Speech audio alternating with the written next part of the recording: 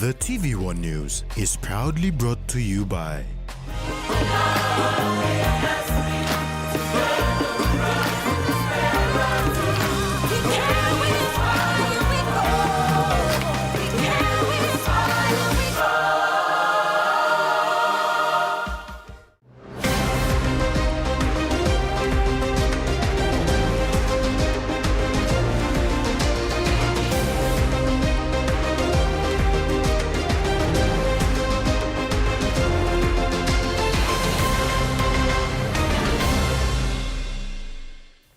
Hello, I'm Rex Lita with Friday's News. Thanks for joining us.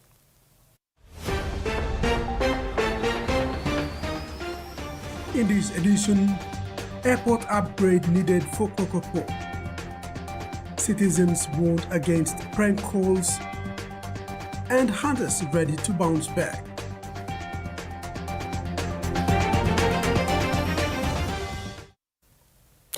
The ambitious plan by the Mineral Resource Development Company to transform Kokopo into a tourism hub will not happen unless the Tokwa Airport is upgraded into an international airport. Minister for International Trade and Investments Richard Maru stated that this is a prerequisite before any development happens there. The minister was responding to the questions by East New Britain Governor Michael Maru, who queried why the provincial government and other stakeholders were not part of a meeting between Maru and investors in Lae recently. The proposal to turn Kokopo into a tourism hub will see an investment of 17.6 billion kina, and East New Britain Governor Michael Maru says a project of this magnitude should not be done in secrecy. All concerned stakeholders should be consulted. Why was the announcement made publicly before formal consultation? One, the provincial government. Number two, was the ministry responsible for tourism or relevant tourism authorities also consulted during the planning process? And also number three, who are the main stakeholders being considered for this project? Minister for International Trade and Investments Richard Maru, in acknowledging this concern, said the meeting the governor is referring to was where investors met and MRDC put its hands up to be the lead investor in this project. However, for this project to get off the ground, enabling infrastructure must be in place, and the most critical one is the upgrade of Tokwa Airport to international standards. Maru is waiting to receive this proposal from MRDC and also MRDC's commitment to invest in the development of the airport. While it's their vision, no tourism zone will happen in East New Britain without the upgrade of Tokwa into a major international airport. That is fundamental. You've got to bring in flights from Japan, Australia into Tokwa, and you don't have an airport that can do that right now. So before I start talking to stakeholders like the governor and others, this proposal must first come to Cabinet. Cabinet must endorse the proposal, but importantly commit to finding $1 billion to build a new Tokwa International Airport, which will be the anchor for such a zone to be developed. Maru took this opportunity to formally request MRDC to bring the proposal for endorsement by NEC. So, Deputy Speaker, I have now asked MRDC to formally bring to Cabinet, or to me, a submission which I could take to Cabinet to endorse the concept in consultation with the Governor of East New Britain. And importantly, commit to finding $1 billion kina to building the Tokwa International Airport. That's where it's at right now. This, he said, is the status of the proposed project, and said he cannot invite the provincial government for further consultation without the endorsement from Cabinet. When I get NEC endorsement, we can then meet with the relevant ministers and the governor and all the stakeholders and discuss the way forward and how we could all work together to deliver this project. So for now, I'm still waiting for the submission from MRDC, and until I get it, I'm not able to move that, and I cannot talk details with the good governor and the province. The minister fully backs this project, but says he cannot do much until a proposal is put forward by MRDC. Ruth Rongola, TV1 News. Concerns over road project delays, contractor selection and financing of major infrastructure developments under the Connect PNG program were raised in Parliament today by East Sepik Provincial Member Alan Bird. Bird acknowledged the government's recent visit to East Sepik and the announcement of major road projects, but said Parliament was the appropriate place to clarify issues affecting people in the province. East Sepik Governor Alan Bird used a question without notice in Parliament today to raise concerns about major road projects announced for his province under the Connect PNG program.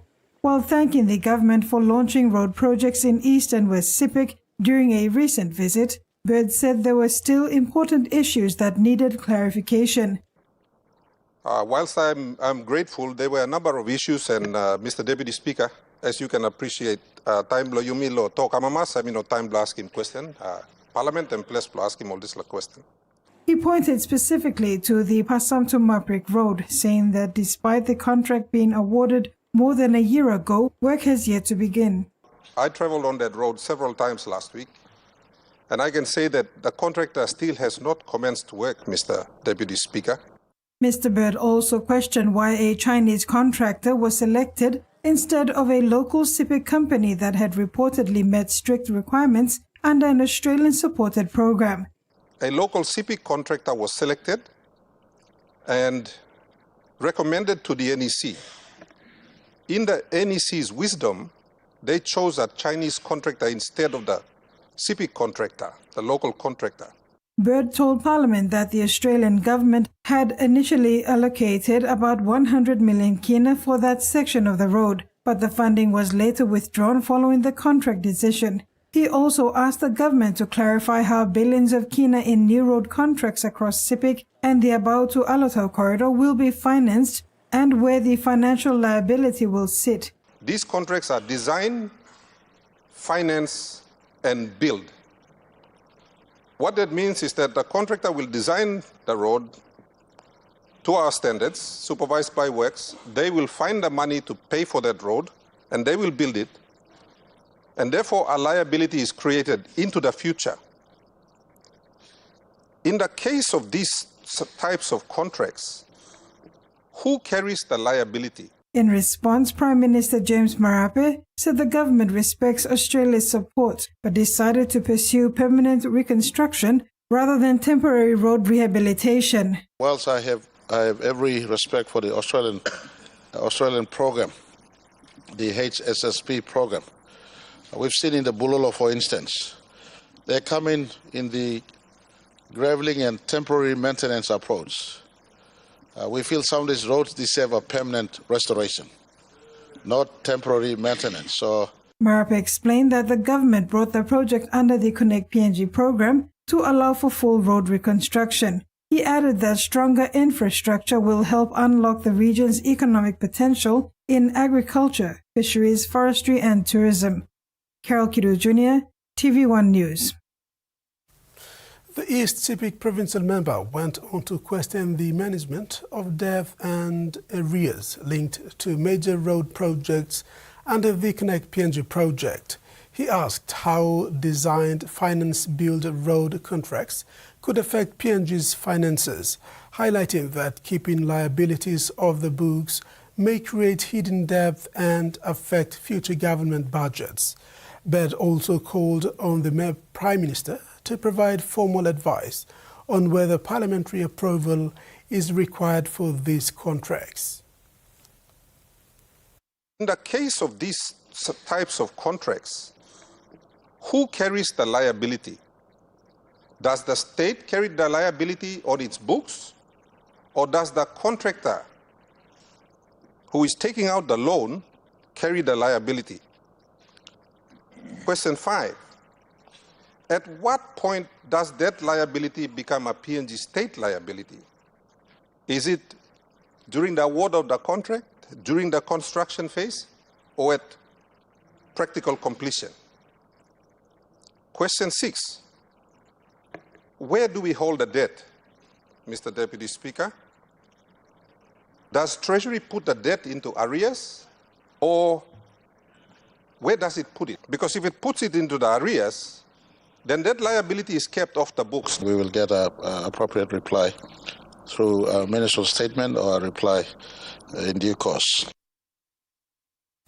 Member for Alatau, Ricky Morris, was concerned that the Connect PNG funding for the Moreguina-Alatau road does not cover the full length of the highway to Alatau, where most of the economic activities are located along this section of the road corridor. He sought answers from the Works and Highways Minister on the rationale of these. My concern, Deputy Speaker, is that Garaisu is not Alatau.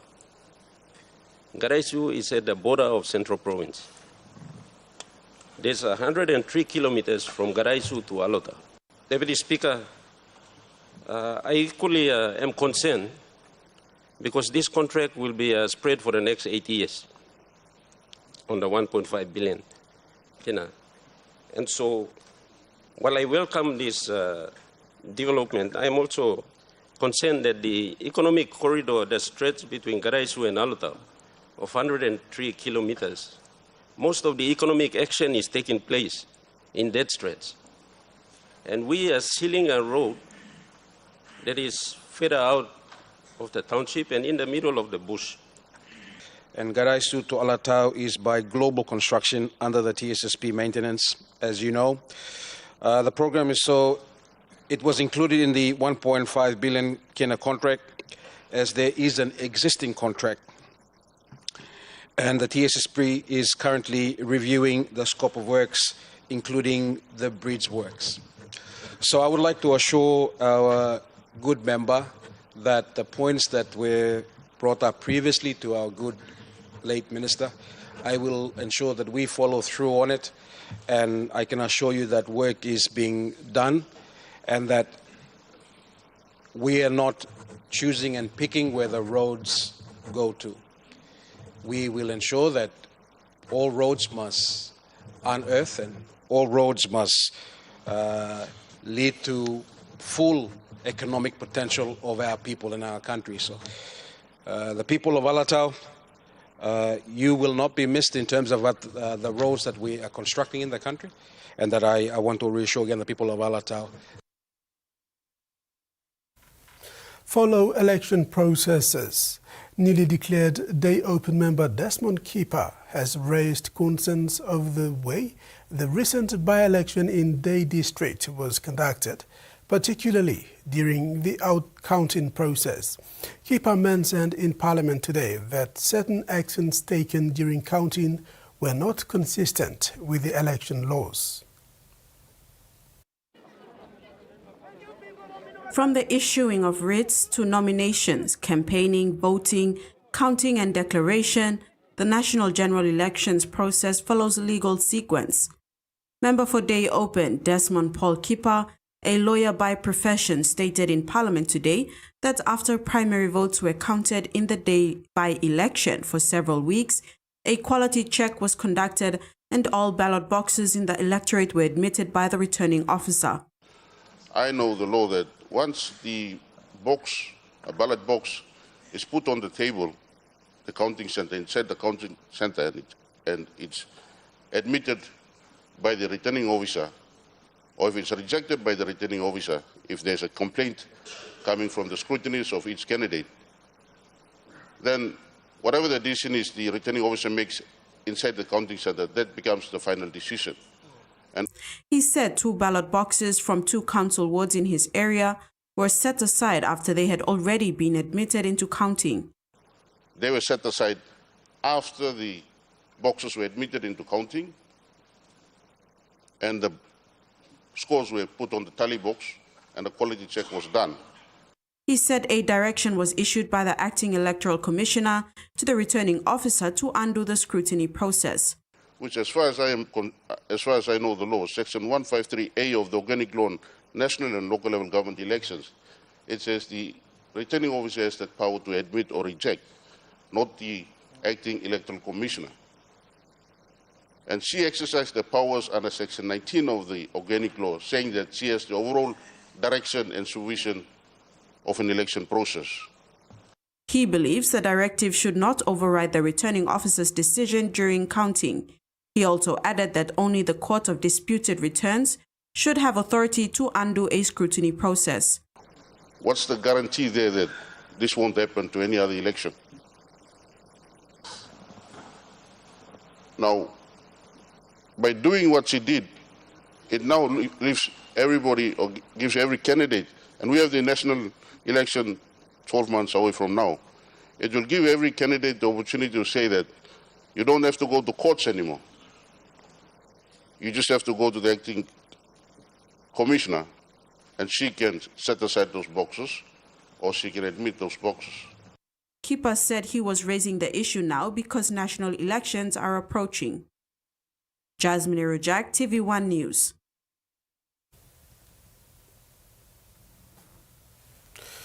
Newly appointed statistician Alfred Mokai officially resumed duties this week with a reformation agenda to transform and modernize the National Statistics Office and strengthen the national statistics system. She has set out 5 strategic pillars to drive this information. He has set out 5 strategic pillars to drive this transformation, acknowledging the importance of statistics in national development. Mokai says NSO's role in supporting PNG's development agenda is crucial. First on the list of the 5 strategic pillars for reform is strengthening the legal and institutional framework for statistics, and this includes a review of the Statistical Services Act 1983, something that's overdue. NSO will have the really good ground in terms of its legal and governance structure. Right now, as you know, organizing has been thrown around. It goes to under planning, it goes under treasury, now it's under administrative services, right? So we have a very outdated, act, the Statistical Services Act 1983, which governs official statistics in Papua New Guinea, in the country. So this is outdated and it no longer reflects, modern statistical practices or international standards. The second and third pillars are to improve data quality, integrity, and credibility, to ensure data stored by NSO meets international standards, and to modernize statistical systems and technology. So what we want to do is, NSO, we want to ensure that our statistics are credible and trusted. We will strengthen statistical methodologies, the methodologies that we're using, right? It's going to be compatible with the rest of the world. If you're using methods that's not compatible to the outside world, then no one can use your data. Some researchers, from the United States or from Australia cannot use the data because they know that your data is been produced, not using the acceptable standards. It's 50 years now, and we cannot be collecting information, processing data, or even manually, right? Yeah. We've got to be automizing. We've got to be using, systems and processes, right? So there's a need to modernize the statistical systems and the technology infrastructure that we have. The last 2 pillars, he said, include strengthening partnerships with other organizations to ensure statistics is shared and to invest in staff and build capacity. By the nature of the work it does, say technical organization, there's a lot of many stakeholders involved, right? Many stakeholders.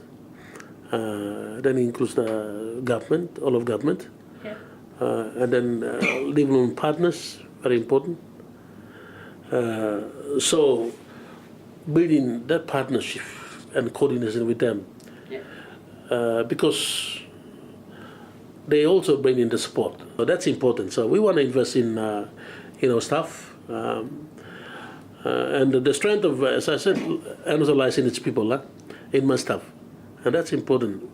So what, under my administration, what we're trying to do, we're trying to invest in staff development or training, professional development training, and then professional development opportunities.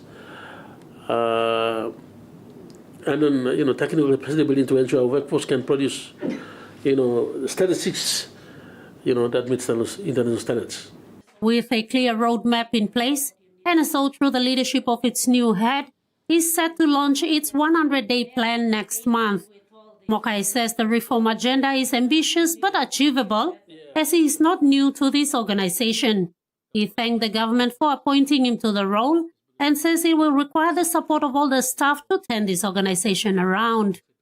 Ruth Rungola, TVWAN News. You're watching TVWAN News. When we come back, Police National Call Center and Hungarian student joins Unitech exchange program.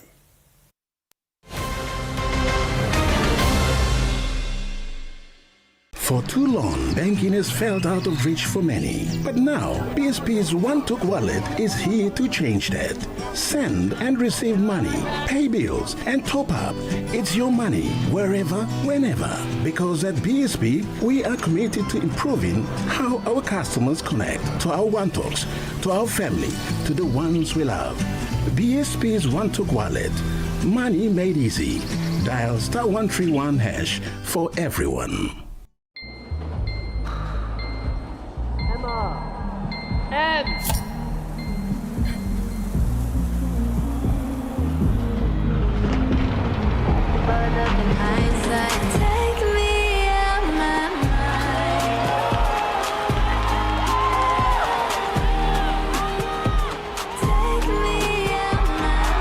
When you're all in, anything can happen. Grab a Coca-Cola and enjoy the moment.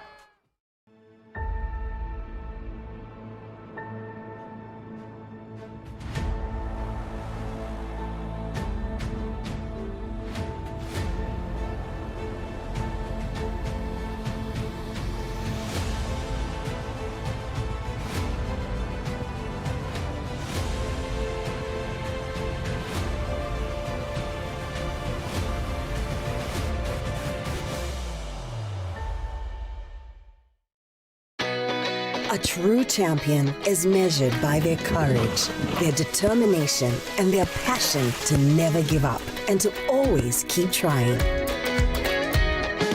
With a delicious Milo in milk taste and added nutrients, Milo in milk is a great way to fuel our little champions with nourishing energy every day. Because true champions give it their all. Milo, PNG and Mia. Prime PNG made. The PNG LNG project has now generated more than 30 billion kina for Papua New Guinea since production commenced. Nearly half of this amount has been paid as tax.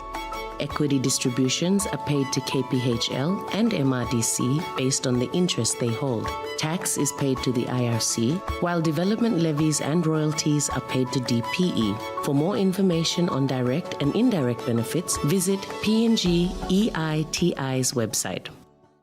New Fabuloso multi-purpose cleaner with an irresistible fragrance that lasts all day long, creating a field of flowers in every corner of your home. With an irresistible fragrance that lasts and lasts all day long. Fabuloso, irresistible fragrance. Yeah, welcome back everybody, and it's game on. The QRL Outback Cup for 2026.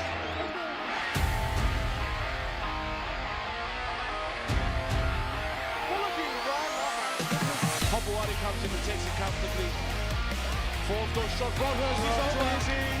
Big run. What a run! Cuts back in. What a score! The Hunters go bang bang. Oh my God! Look at this. You can't sell on a collectible classic you've done up Ta-da! without having to go first. Should we go for a spin? Shed and Buried Classic Cars, tonight 9:30 on Turbo.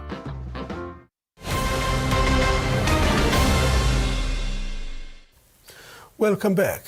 The Royal Papua New Guinea Constabulary has advanced its operation in the country with the launching of its national call centre to assist the work of the police force in the country. This is part of modernising and strengthening policing capability with advanced technology. Police Commissioner David Manning officiated at the launching. He stated clearly that call number 112 is live as of today to report incidents and emergencies to police and other emergency organizations, including the ambulance. The launching of the Royal Papua New Guinea Constabulary National Call Centre is the pathway to enhancing policing and emergency rapid response with the use of the 21st century technology. 112 is the new emergency number and is live already. Police Commissioner David Manning said the 112 emergency is now active nationwide. Citizens can reach the police and other emergency agencies, including the ambulance. Initiative that represents a major step forward in improving how the Royal Papua New Guinea Constabulary receives information from the public and coordinates emergency responses across our country. The RPNGC National Call Centre is a centralised communications and coordination facility established to receive, assess and coordinate responses to emergency and security-related information from the public. 12 well-trained caller attendees will receive calls and report incidents and emergency cases around the country. Commissioner Manning said verified incidents through the calls are referred to the appropriate Division of Police Operation Centres and Provincial Police Operation Centres, who will be responsible for coordinating the deployment of police units on the ground. Police vehicles around the country have Global Positioning System or GPS systems installed and are tracked via satellite.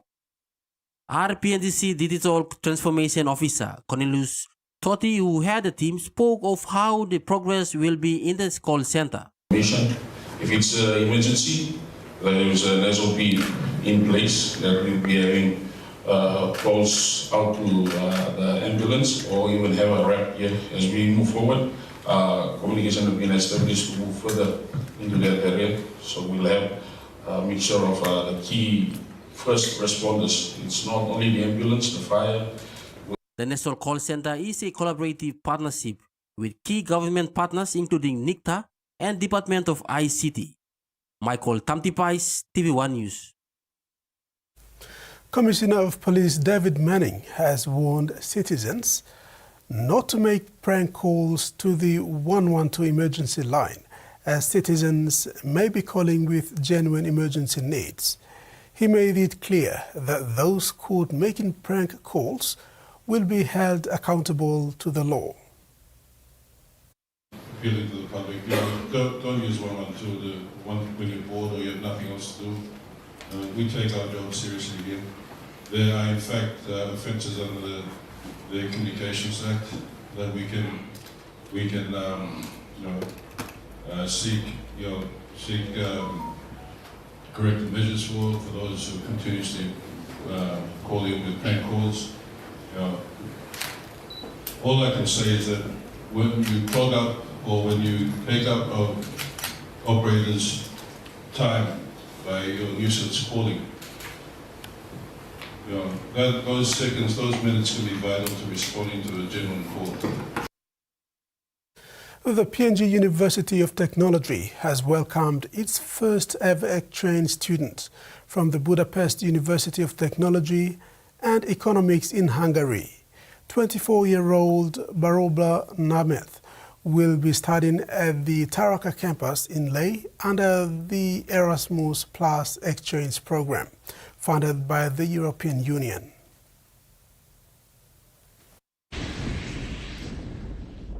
Looking worn out but happy, Erasmus Plus scholar from the Budapest University of Technology and Economics, Borbala Nemeth, stepped out of the Nadzab Tomodachi International Airport Terminal on Thursday, March 12, 2026. She was greeted by a team from the PNG University of Technology's Faculty of Postgraduate Studies, Research and Innovation. Borbala, who prefers to be called Bori, has traveled for 4 days, transiting through Singapore to reach Papua New Guinea. I'm from Hungary, Europe. It's Central Europe, basically. When did you leave your country? I left Monday, and now it's Thursday, so it takes a long time to get here. What was your trip like? It was long, although very interesting because I saw a lot of people passing to different countries, so it's a good experience always to see airports, I think. The 24-year-old Erasmus scholar is an avid runner and an intrepid adventurer. When she was made aware of the opportunity to study abroad, she decided to choose the most random place and did so without a moment's hesitation. So we had a very cold winter in Hungary, and it was minus 10 degrees even, but now I left home, it was 10 degrees, it was very nice. We just got spring started, but here it's very hot. I think I will get used to it, it's very nice. Bore will be at PNG UOT for 4 months, undertaking a Master of Science in Mechanical Engineering Modeling at the Faculty of Mechanical Engineering. The units she will be studying at PNG UOT include hydraulic machines, renewable energy, gas turbine, and internal combustion engines. She is looking forward to starting her adventure, saying she cannot wait to start running on campus as well as try out local cuisine and explore Morobe. Camila Guare, TVWAn News, Leh. 120 students from the Kokopo area in Northern Province graduated from the grade 9 to 12 through the flexible open distance education program at Kokopo College this week. The graduation event attracted communities in Kokopo who gathered to celebrate the achievement. The ceremony brought together families, community leaders and education partners to recognize students who had overcome challenges to complete their secondary studies. Students completed their studies through the flexible open distance education program, which provides opportunities for those unable to complete mainstream schooling. National Ford Principal Anthony Rayapan attended the graduation and highlighted the growing importance of the program. Mr. Rayapan said flexible open distance education is not simply an alternative pathway, but a legitimate and rapidly growing education pathway, helping many students complete their secondary education. For students in remote parts of Northern Province, the program provides opportunities to pursue tertiary education and careers in areas such as teaching and health. Northern Governor Gary Jufa encouraged the graduates to use their education to support their communities. Governor Jufa said when communities invest in human resources, those individuals will return and help develop their province and encourage the graduates to be confident and seize opportunities ahead. You invest in human resources and they will come back and help you. We are on standby. We don't have much money as a province. We don't have gas and oil and gold and copper and all this other money that many other provinces have. We just have ourselves. But what little we have, we're going to do the best we can with what we have. And that's what you can do as well. You as an individual do the best you can with what you have. Kokopo Track Foundation Chief Executive Officer Dr. Genevieve Nelson said the graduation showed the impact education can have in rural communities. Kokopo College continues to expand access to education in the region with support from the Australian government and development partners. Nasfund has announced a record 13% crediting rate for its members after announcing its 1.08 billion Kina returns for 2025. Board Chairman Christopher Elphick stated that more than 1 billion Kina will be credited to members' accounts this weekend, the highest distribution in Nasfund's history. Nasfund members will be benefiting immensely from the fund's most generous return yet.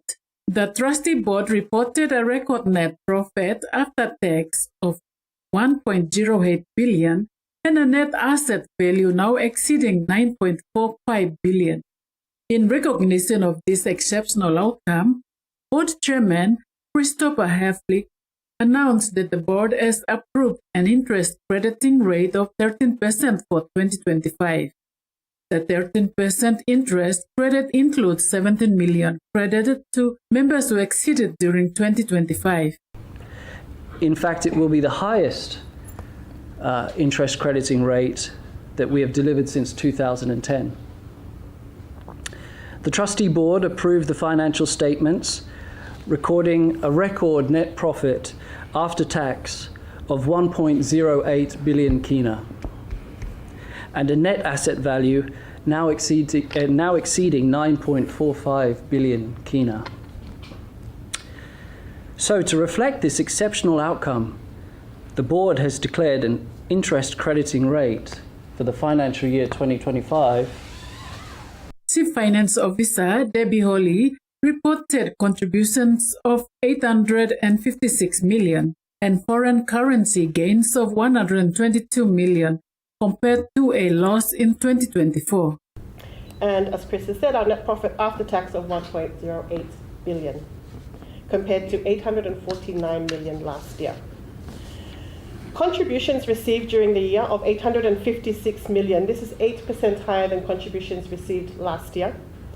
Member benefit payments made throughout the year of 611 million, again higher than last year of 591 million. And the interest that will be credited to members' accounts this year is 1.1 billion, compared to 839 million credited last year. Chief Executive Officer Rezev Sama highlighted digital innovation, new partnerships, and ongoing reforms to strengthen superannuation coverage and close the gender gap. Profit from any other fund is that our TER, which is total expense ratio, is much lower than anyone else. We operate around 1.01 to 1.15% of TER around last 5 years. Now what it means is if someone has got TER of 1.10 and someone else has TER of 1.35, it is not 0.25 difference. Because on billions of kina of NAV, it means that every year you're saving costs of 30 to 40 million kina.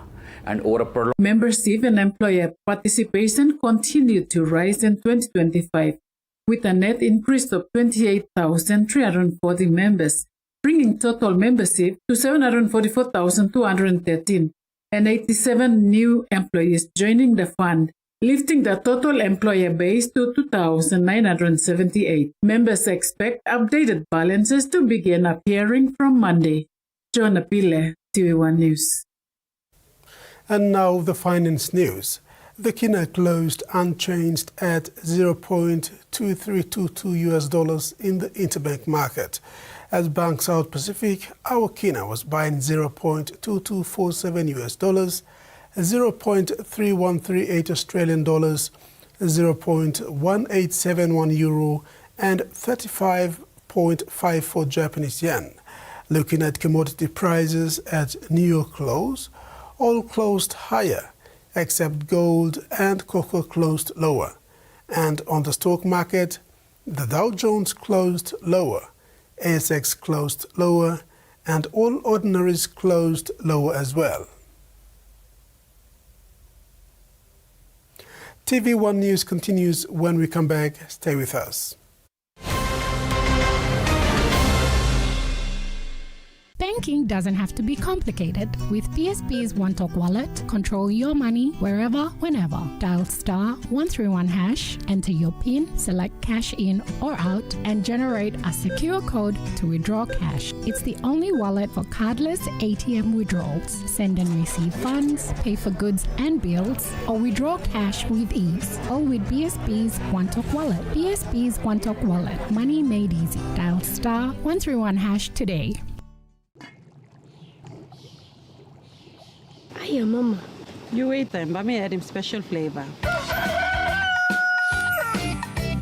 Put in more flavor, put in more taste. Magic kakaro, get up a big smile on face.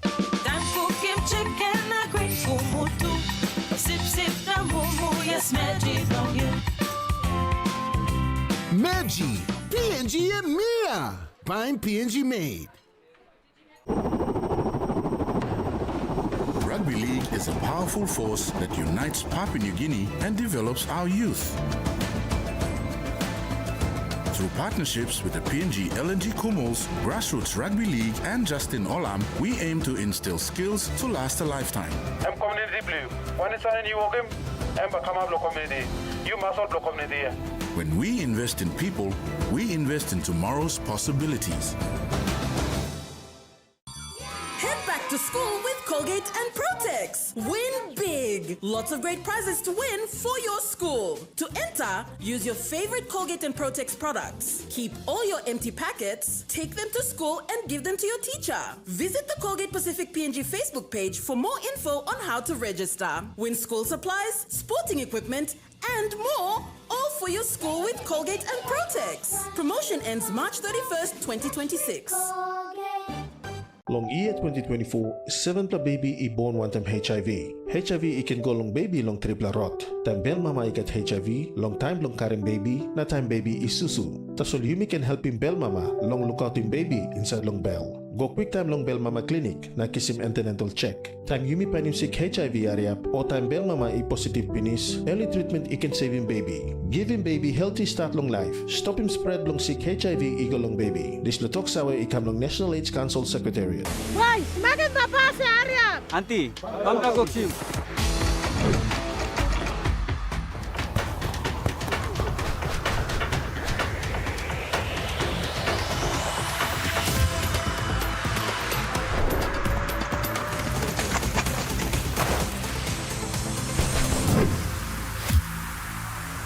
David Loran. You think you passed it? Spots. It's in me.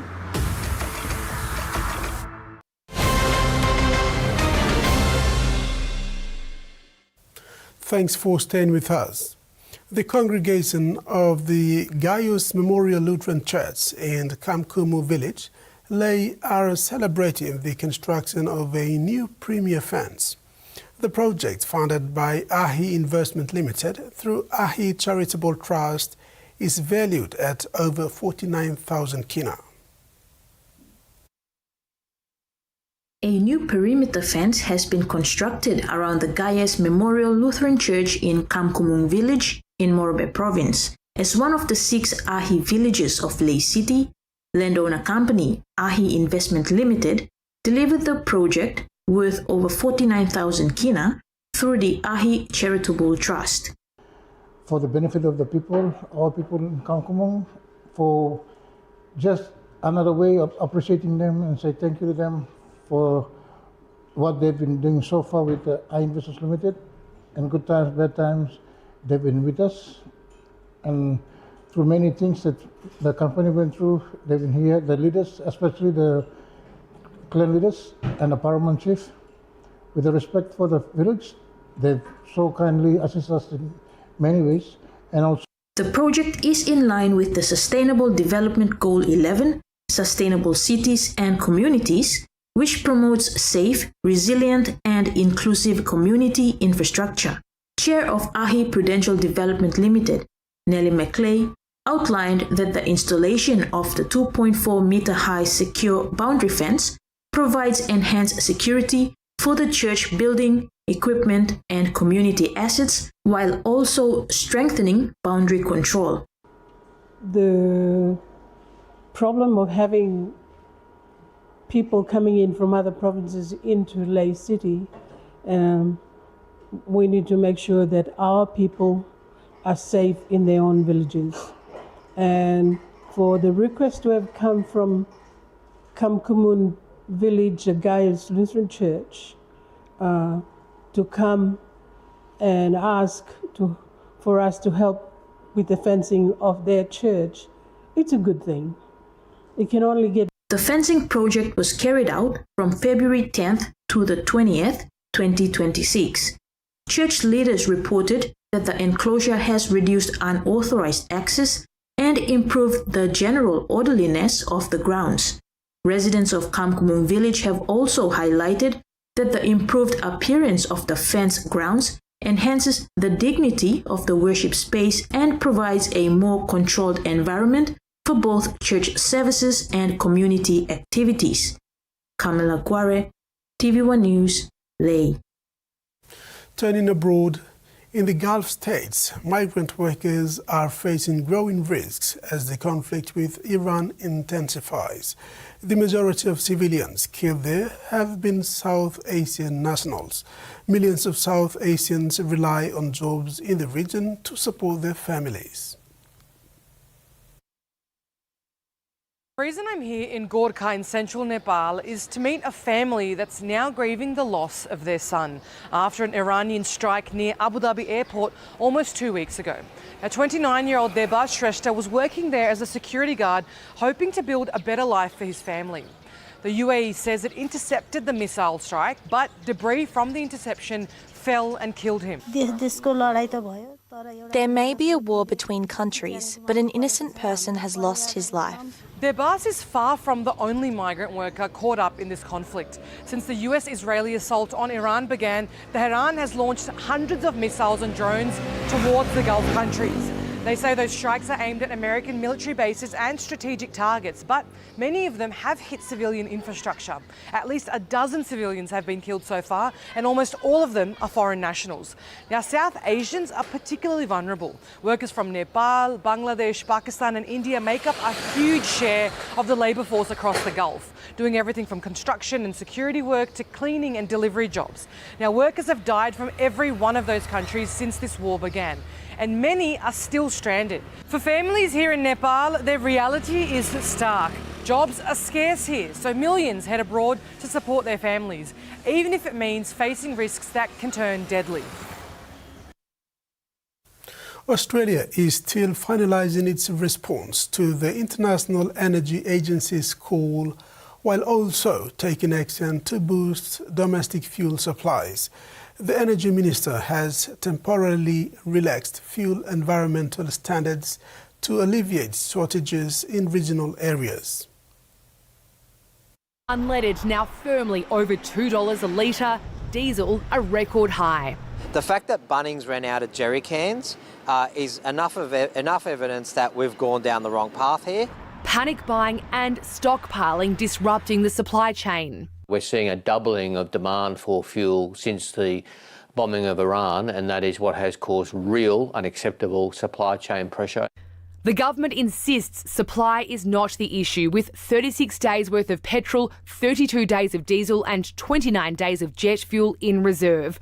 But Australia is exposed. With only 2 refineries on shore, 90% of its fuel is imported. Can the Prime Minister guarantee that Australia will not run out of fuel? Can you guarantee Australia will not run out of fuel? Resume your seat. Under pressure, the government's taken action, temporarily boosting supplies by relaxing the fuel standards designed to reduce pollutants and emissions. This will see 100 million litres of fuel extra flow in Australia a month over that time. Roughly 2 days' worth. Brisbane's Ampol refinery to redirect the dirtier fuel normally exported into the domestic market. Regional Australia the priority. Practical action to help farmers, to help regional Australians through this immediate crisis. We need a way too to make sure that, if needed, restrictions could be applied in our big metropolitan areas so that food production isn't hindered. A fortnight into this war, the government is grappling with the enormous economic aftershocks. Treasury analysis seen by the ABC suggests if oil prices remain at current levels, inflation is set to surge even higher above the Reserve Bank's band, putting more pressure on the board to lift interest rates. Rowan Lee, CEO of the Australasian Convenience and Petroleum Marketers Association, which represents fuel retailers. He says the release of just over 760 million litres of petrol and diesel will make a difference. There'll be more fuel coming into the market. The government's right, there hasn't been a problem with supply. The problem has really been around the supply chain, and that's really has affected regional communities as well. I mean, the minimum stockholding obligation, which was being drawn down upon today in today's announcement, was established essentially for emergency situations like we're in now. What we have is 36 days of petrol in storage as part of the minimum stockholding obligation. Taking a week out will bring us down to 29 days. but that's still 2 days above the floor of the MSO, which is 27 days of petrol. So we're still sitting above what the minimum requirement is for petrol in the country. Okay, so the Energy Minister, though, says that the release of oil from these reserves won't be instant. So how are those supplies actually released? Well, what hasn't been worked out yet, Ros, is who gets it and how they're going to get it. And those details will be worked out over time. This won't be a problem that's solved next week. It'll probably take a few weeks for these supplies to get out to where they're needed. But we'll work with the government to work out on how that best can be executed. Well, we have 36 days of petrol, yeah, correct, and we have 32 days of diesel. So that'll take us down to 25 days of diesel. That can be replenished, of course, and we can go back up again. The minimum stockholding obligation for diesel is 32 days. So we're going to drop below that floor, but those stocks can be replenished at a later date. Okay. Where does Australia get its fuel from, Rowan? Over 55% of our fuel comes out of Singapore, and that's fed from countries like China, South Korea, Indonesia, Brunei, Malaysia, and so on. Overall, we get fuel from about 30 different countries. So our risk is spread quite wide, if you like. We're not reliant on just fuel coming out of the Middle East, for example. Ros, that is also welcome, getting an extra 100 million litres a month into the system. That'll take pressure off the retailers. That fuel that we're talking about is 10 parts per million in sulphur. And we were operating at 50 parts per million sulphur, which is all quite scientific and boring, but that was the quality of fuel we were using in our vehicles up until the 14th of December last year, when the standards changed and we came down to 10 parts per million. So in a matter of 14 weeks ago, we were using exactly the same fuel. Yeah, supply chain and panic buying, if you like. So retailers' inventories have been reduced. So where they might be normally sitting on 3 or 5 days worth of fuel in a tank, some of them are sitting on 24 hours worth of inventory. So that's where the sort of the panic buying has had an impact on retailers and the inventory and stock that they're carrying. So the message. And that's why you might see sometimes a grade of fuel isn't available at a certain petrol site, but that might be replenished that evening or the next day. Okay. So essentially the outages aren't long, they're just around supply chain and getting the fuel to those sites. The scale of the flood damage is still unclear in Chinchilla on Queensland's Western Downs. Nearly 70 homes and businesses have been impacted, with waters yet to recede. Chinchilla's swollen Charlie's Creek spilling into the town. Overnight, it peaked below the feared flood level of 6.8 metres. Some residents were spared. You can see the water's probably about 30 centimetres below coming in here, maybe 40.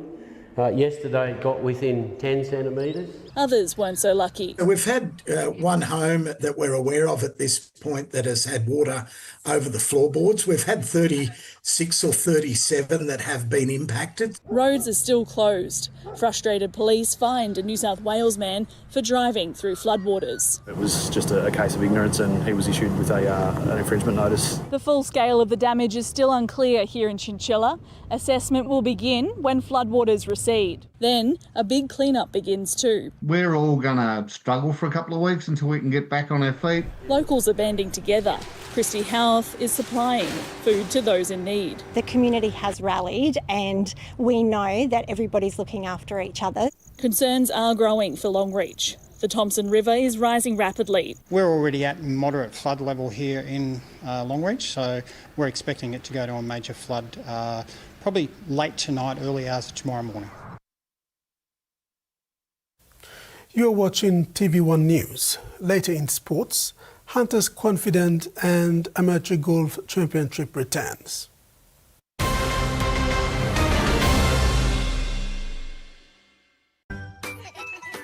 Every growing child needs the best care to help them grow physically, socially, intellectually, and emotionally. That's why I choose Tender Care. It keeps skin clean and fresh and is hypoallergenically tested for gentle and safe protection. So my child can be protected for all of life's adventures. Tender Care. Central Province is our home. The tides of the Coral Sea are our heartbeat. From the coast to the mountains, Traditions pass generation to generation. the sea and our gardens sustain us. Our songs carry our legends through time. Our home is Central Province. Our nation is Papua New Guinea. Ready for the world, so is your TISA Visa card. Visa keeps you moving wherever you go, Papua New Guinea or abroad. Seamlessly pay for travel, dining, online shopping. Easily access your funds and instantly track your expenses. Every tap comes with security, trust, and peace of mind. Unlock the world of possibilities. And it all starts with the new TISA Visa card.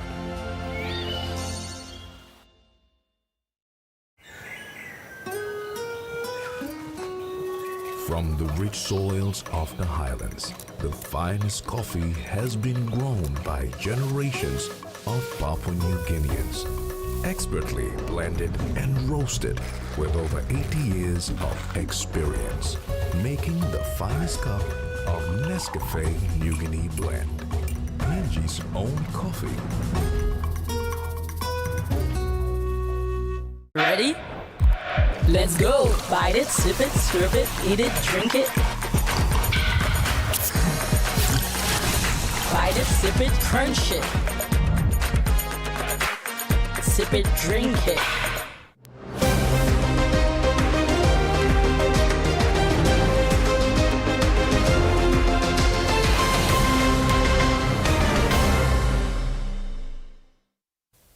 Welcome back.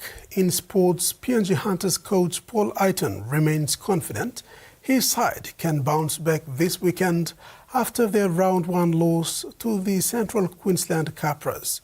The coach said the team identified a few key areas of improvement and that a nervous start from some of the new players contributed to the defeat. During the team's rigorous training session this week, Coach Paul Aiton highlighted on ball control and completion rate and ill discipline in their defense, forcing a lot of turnovers. He's confident the boys will step up this week. We spent a lot of time, and it probably didn't look like it on the weekend, but we spent hours on even catching a ball, for example, how to catch a ball. We spent hours on that, and the boys will get there. I mean, first game as well too, so a lot of nervous boys in there. Even though there was only 3 debutants, there's players that only had under 5 games or under 10 games, and they hadn't played for a while too. So got to understand that part as well. There are a couple of changes to this week's lineup. Graham Rex will form a new centre pairing with Bruce Bawase, who will make his Hunters debut in the number 3 jumper. Benji Court has been shifted into the forwards pack, with Clint Lama sidelined through injury. The squad also includes an extended bench, with Jordan Stephen named at number 20. We're maintaining this. There's a couple of question marks on some injuries and suspensions, so we've named an extended bench with Graham Rex. So Stephen's at 20, Graham Rex and Bruce Barways, and if he plays, he debuts, and I think Graham's under 5 games. So both new, inexperienced boys will come into the side. But we've kept the same squad. First game, so I think just give some of those boys a chance to back-to-back games and get a feel for it. I thought the effort was there in defence, but we just didn't do it together. That's probably the only thing in defence. You don't want to pull too much apart and start changing a lot of things.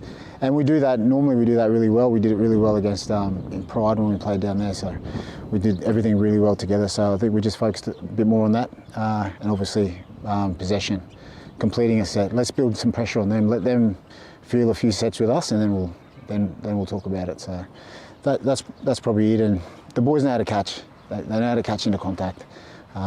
They've done enough, so I think there'll be a big focus for us this week. Aiton again expressed defense as a priority while praising the players' effort. He said the focus will be more on defense, maintaining possession and a high completion rate to sustain pressure. The round 2 clash between the PNG Hunters and Winner Manly Seagulls kicks off at 3:30 p.m. on Sunday and will be broadcasted live on TVWAn Sports. The 2026 annual Trukai Fun Run was officially launched in Port Moresby last night, and the official Fun Run T-shirt revealed. This year's theme, Together in Every Grain, reflects the partnership between Trukai, Team PNG and people of Papua New Guinea. Trukai Industries General Manager Andrew Grace was proud to proclaim the company has been a legacy sponsor of the Fun Run for 25 years. Mr. Grace said Trukai has doubled its orders to 60,000 T-shirts, with a T-shirt selling for 15 kina. Proceeds from the T-shirt sales will go to Team PNG for 2026 Glasgow Commonwealth Games this July. Here is that we've been able to keep the costs down. So I don't know if you were here last year, but we were selling for 15 kina. And when you can think of the inflation worldwide that's happened, we're still selling them for 15 kina. And you can see the quality and the design of the shirts, they're just stunning. So it's going to be a really exciting time. And please everyone, buy a T-shirt and join in on the fun run. The PNG Amateur Golf Championship is back. Golfers around PNG and Australia will take part in the week-long event scheduled from April 3rd to 6th. The 2026 PNG Amateur Golf Championship is back this year.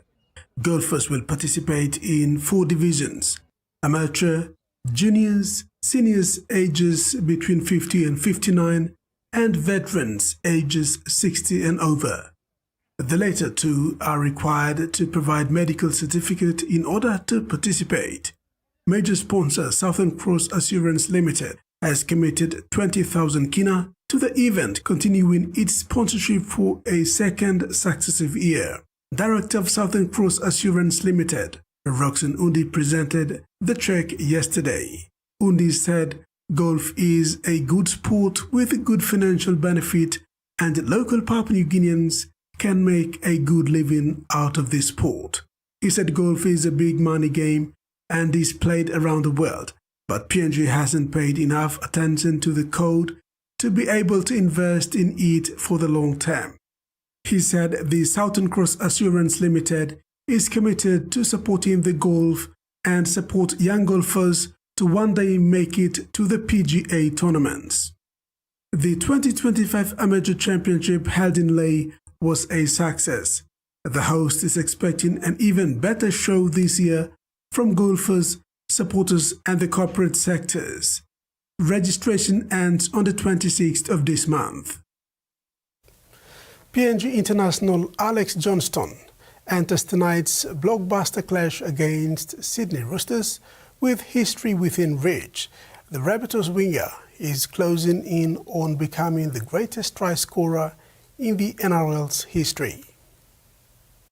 Looking forward to Star winger for the South Sydney Rabbitohs, Alex Johnston, is just 2 tries away from breaking the long-standing record held by legendary try scorer Ken Ivan at 212. Should Johnson cross the line twice tonight, he will surpass Ivan and write his name in the NRL record books. The milestone could come in dramatic fashion when the Rabbitohs face their arch-rivals, the Sydney Roosters, tonight in round 2 of the 2026 NRL season. Johnston has been one of the most consistent finishers in the game for over a decade, since making his debut in NRL in 2014. Since making his debut for South Sydney Rabbitohs, the winger has built a reputation for his pace, sharp positioning and ability to finish attacking movements with precision. Over the years, Johnston has become a key part of the Rabbitohs' attacking structure, often finding himself at the end of sweeping backline plays. His partnership with playmaker in Cody Walker has produced dozens of memorable tries and helped him climb steadily up the all-time try-scoring list. Breaking Ivan's long-standing record would mark a historic achievement for the Rabbitohs winger. Ivan's tally has stood for decades and has long been regarded as one of the most difficult records in Rugby League to surpass. The possibility of Johnstone reaching the milestone tonight has added extra excitement to the already intense rivalry between the Rabbitohs and Roosters. Fans and commentators alike will be closely watching every attacking move down Johnstone's wing, knowing that history could be made at any moment. While the Rabbitohs will be focused on securing a crucial win, the stage is set for Johnstone to potentially deliver one of the most memorable moments in NRL history if he manages to score the 2 tries needed to break the record. This match will be live on TVWAn Sports. And now the weather forecast.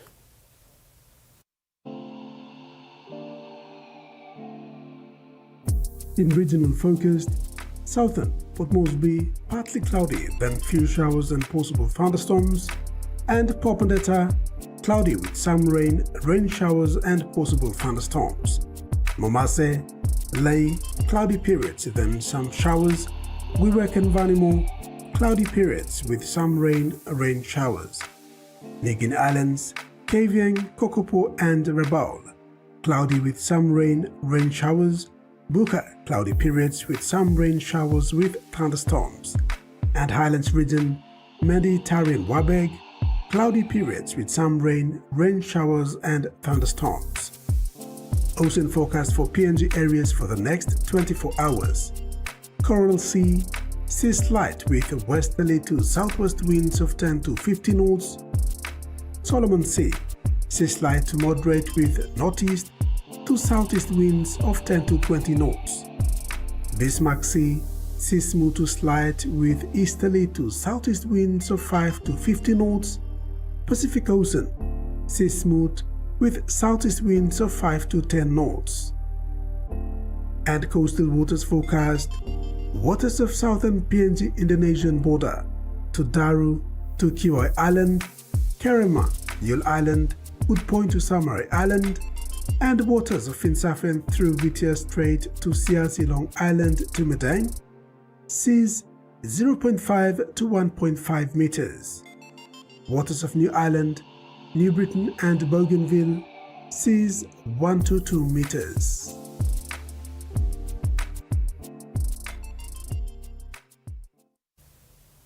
And that ends the news tonight. Thanks for your company. Good night.